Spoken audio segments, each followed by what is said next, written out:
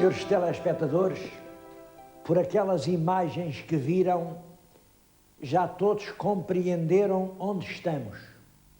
Na Vila da Nazaré. Bem, eu sou suspeito porque eu andei aqui em pequenino e, de certo modo, esta terra é quase a minha terra, mas realmente acho que é uma das mais lindas povoações do litoral português. Há outras bonitas, sem dúvida, pois claro que a Ericeira também é bonita e aquelas da costa alentejana, mas esta Nazaré, vista aqui de cima, das arribas, o casario, a enorme praia, a Nazaré é uma maravilha. Além da paisagem, a Nazaré tem a história. Eu, quando venho a Nazaré, venho sempre à procura da história. Não lhes escondo que chego aqui, venho ao sítio, arrumo o carro e entro aqui exatamente nesta ermita. Entro aqui, olho para o altar, levanto os olhos para uma doce Nossa Senhora que lá devia estar e hoje ela não estava lá. Eu não lhes escondo o meu desgosto, eu pensei que diabo, então agora até a Nossa Senhora roubaram, nem a Nossa Senhora escapou, mas o que é que se passa? Perguntei-me, eu não tinha razão nenhuma, ninguém roubou a Nossa Senhora. O que acontece é que ela estava a ser destruída insensivelmente. É que não era só eu quem tinha tanta simpatia, tanta amizade àquela imagem, não? Era toda a gente. Bom, ao passo que eu olhava, mirava e pronto, ia-me embora, havia muita gente que não fazia isso. Olhava, raspava e levava um bocadinho para a lembrança. Havia outros, traziam o retrato, uma pionese, bumba, espetavam na Nossa Senhora. Em resumo, a Nossa Senhora, já com vários séculos de existência, estava quase a ser destruída. A Irmandade fez o que tinha a fazer, guardou-a, fez bem. É esta imagem, é uma imagem que eu penso que é do século XVII. Enfim, não é nenhuma obra-prima, mas é uma imagem que incorpora a devoção, a fé e a crença de muitas centenas de gerações. Eu próprio não me esqueço que era pequenino, tinha 6, 7, 8 anos e era aquela imagem que eu rezava.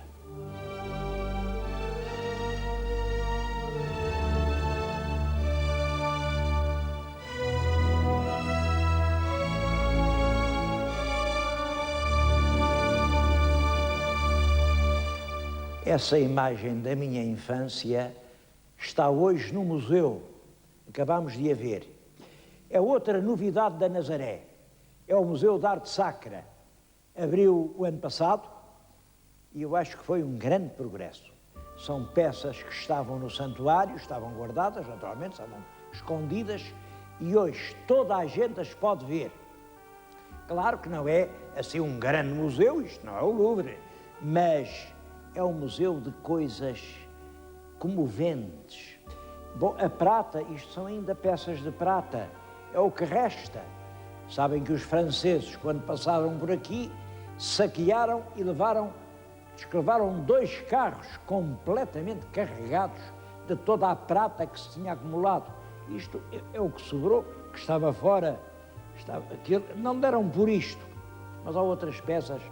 Olhem, isto são chifres de elefante que vieram no século XVIII, portugueses ou nazarenos espalhados pelo mundo, devem ter caçado um belo elefante e disseram, pois o marfim é para a Senhora da Nazaré.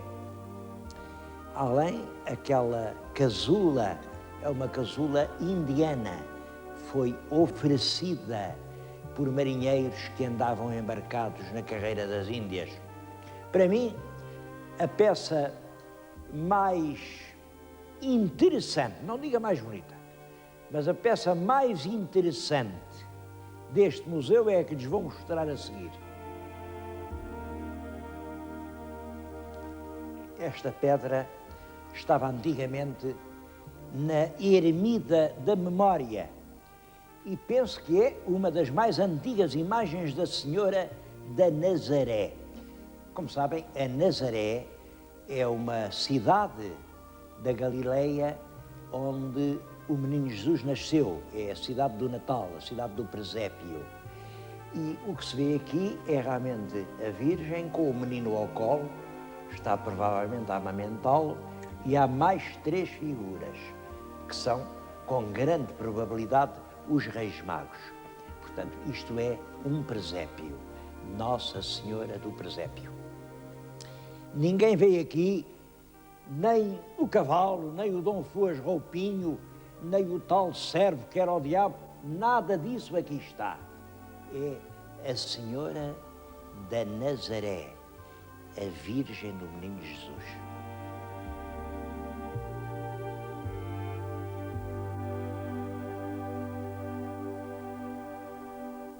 No piso inferior àquele em que se encontra um museu, está instalado o arquivo da Irmandade.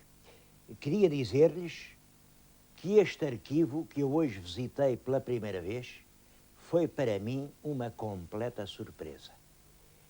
É um arquivo de uma extrema importância. Há aqui milhares de documentos.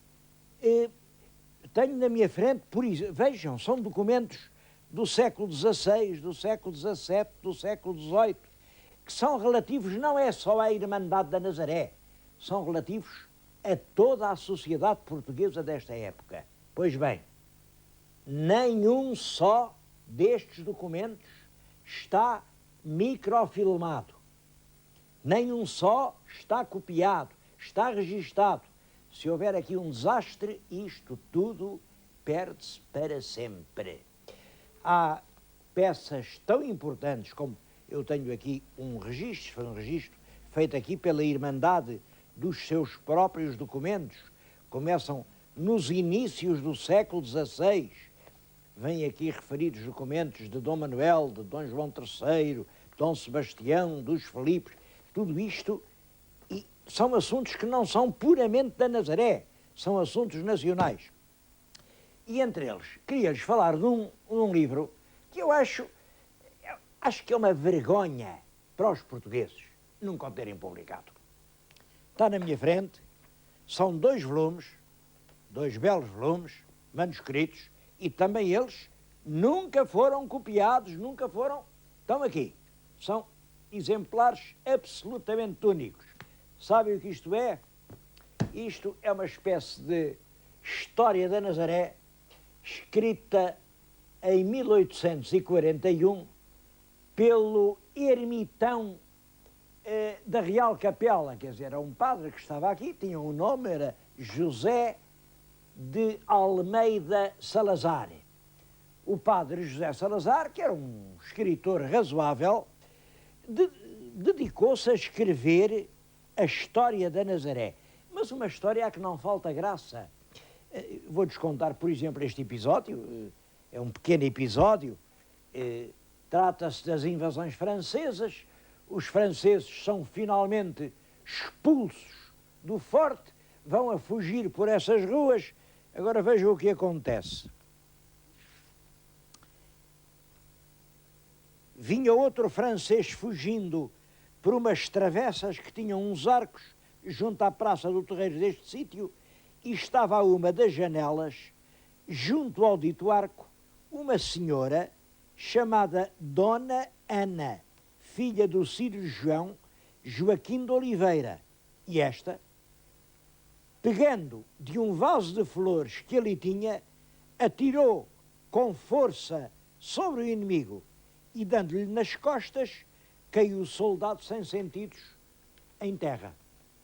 Descendo a dita senhora para acabar de o matar, sucedeu passar ao mesmo tempo ali outro soldado francês que pegou nela e a levou consigo para o forte, com tanta felicidade que não encontrou ninguém no caminho que lhe disputasse a fuga. Bom, outra história que conta aqui é da moça que durante a dominação francesa Era uma moça muito bonita, muito bonita. E todos os soldados franceses andavam atrás dela. E ela dava sorte, dizia que sim e tal, e marcava encontro à noite no Soberco. Bom, vocês deviam ver o que era o Soberco para perceber o que isto é. O Soberco é assim uma crista, de um lado fica o terreiro da vila e do outro lado fica a falésia pavorosa que atira até ao mar. E ela lá os convencia a irem até ao Soberco e dizia que sim, que talvez, que à noite no Soberco, não sei o quê, e em suma levava os namorados ao Soberco. E os pobres dos franceses começavam a sonhar com ela, mas quando davam por si já estavam no outro mundo. Ela com um golpe, o francês ia lá parar abaixo. Essa rapariga ficou célebre como heroína da resistência. O que é espantoso é que este livro, com toda esta história, pormenores absolutamente inéditos, com um estilo corrente ainda hoje perfeitamente legível, se encontra aqui, neste estado, e ninguém ainda tenha aparecido para o editar. Eu estou-me a lembrar do nosso poeta António Nobre, que é dos editores do meu país estranho, que é deles que não sabem editar.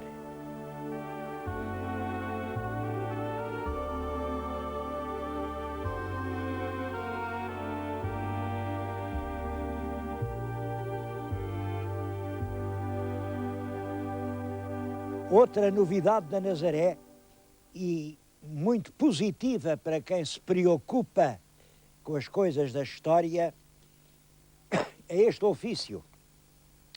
É um ofício já desta semana, em que o presidente do IPAAR comunica ao presidente da Câmara da Nazaré que o IPAAR foi autorizado a tomar posse administrativa da ermida visigótica de São Gião. Bom, a data, como veem, é já desta semana, estamos em 97, é um passo a mais num caminho que se vem a arrastar há mais de 30 anos. Tenho aqui o artigo pelo qual o Eduino Garcia, que é um esquecido arqueólogo local, dava notícia deste extraordinário monumento. Extraordinário por isto. Em Portugal são raríssimas as coisas visigóticas. Que eu saiba, há 3 monumentos visigóticos. É realmente a Sé da Idanha, que é o mais importante de todos. Há aquela joia que é São Frutuoso de Montélios, ao pé de Braga, e há São Pedro Balsemão, na região de Lamego. E pronto. Julgava-se que para sul não havia nada. Eis que aqui, junto da Nazaré, portanto, muitas léguas para sul, aparece uma igreja visigótica.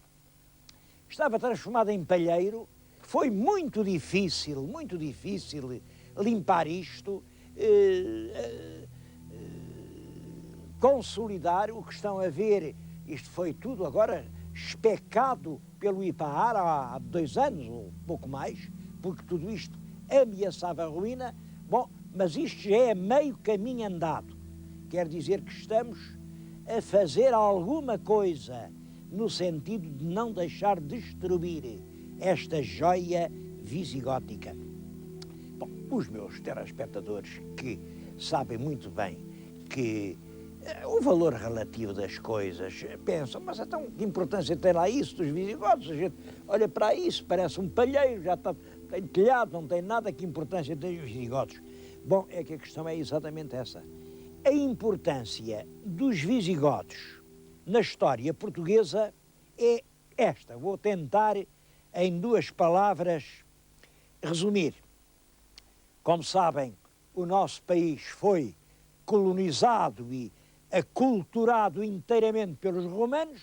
Os romanos estão aqui perto de 5 séculos, mas depois vêm grandes grupos de povos do leste, povos germânicos, um dos quais é realmente o grupo dos visigodos. Os visigodos não eram muito numerosos, Penso que os que chegaram a Portugal seriam uma dezena de milhares ou pouco mais.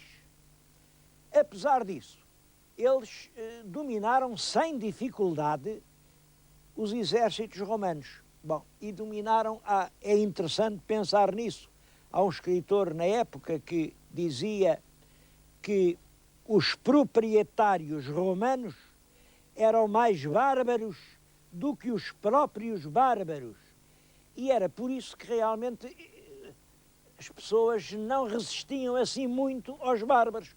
Os meus telespectadores, eu não sei, já uma vez lhes contei aquela fábula do ladrão e do burro, e o rico avarento com um burro carregadíssimo de moedas de ouro, e vêm lá os ladrões.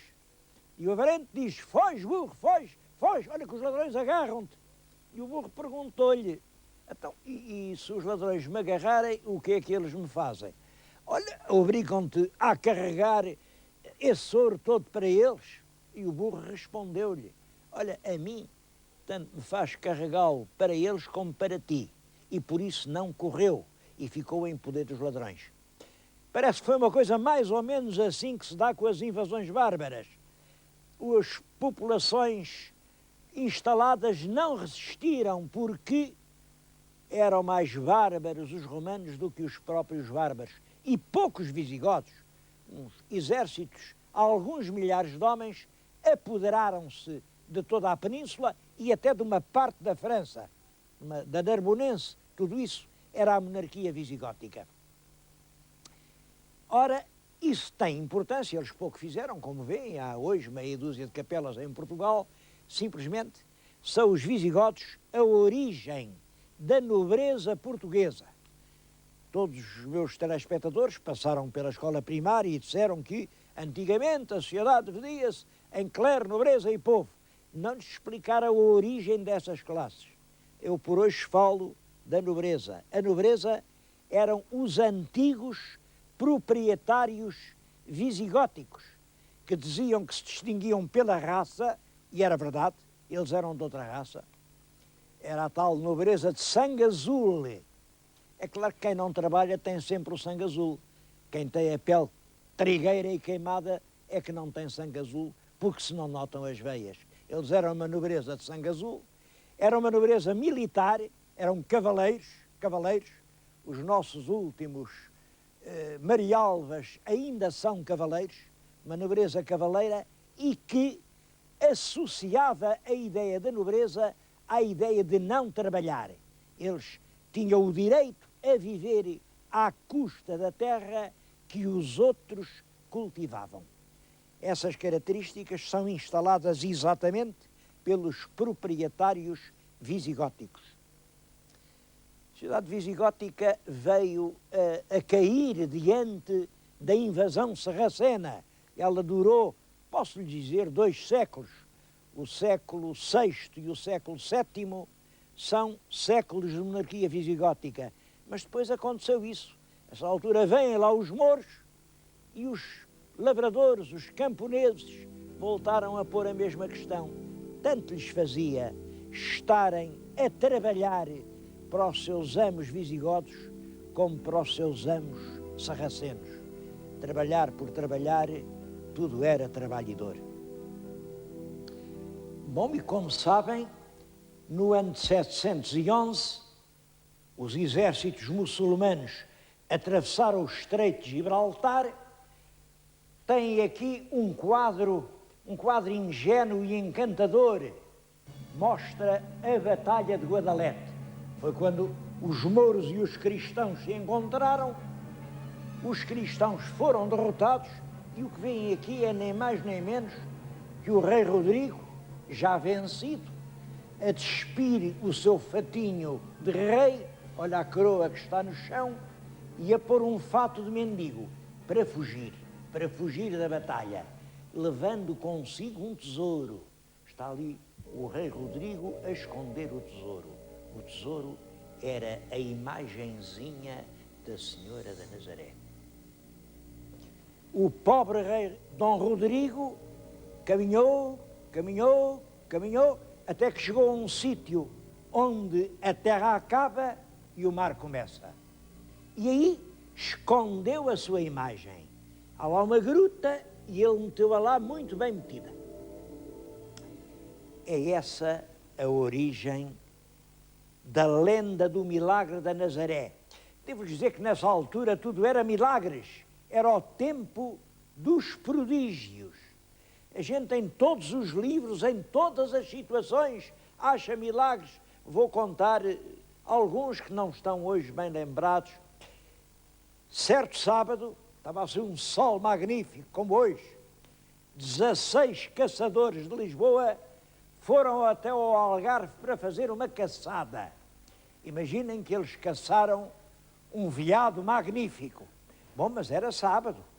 E no sábado não se deve comer carne em honra de Nossa Senhora Santa Maria. O que é que os caçadores estavam com muita fome? Dos 16, 8 disseram, quer lá saber, esfolaram o veado e comeram o veado. Os outros 8 disseram, não, hoje é dia de guarda, não provamos carne, em honra da Senhora Santa Maria. Olha, palavras não eram ditas, cai ali a morama toda em cima dos caçadores. Dos 16, estão a ver o que aconteceu. Os 8 tinham comido carne, mataram-nos todos. Os 8 que tinham feito jejum, salvaram-se todos.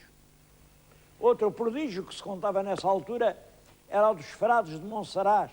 Os frades estavam lá, coitadinhos, não tinham nada que comer, mas havia ali umas cabras montesas que, apesar de selvagens, se deixavam ordenhar.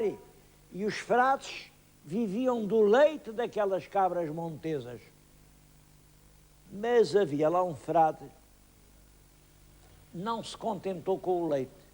As cabras, além de leite, têm cabritos.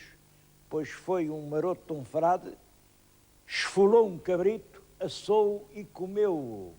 Resultado, as cabras nunca mais lá foram. E os frades tiveram que mudar dali por culpa do tal frade que tinha comido o cabrito. Era o tempo dos prodígios e aqui também aconteceu um prodígio, um grande prodígio. Vinha um cavaleiro à caça, era o Dom Fuas Roupinho, almirante do Dom Afonso Henriques.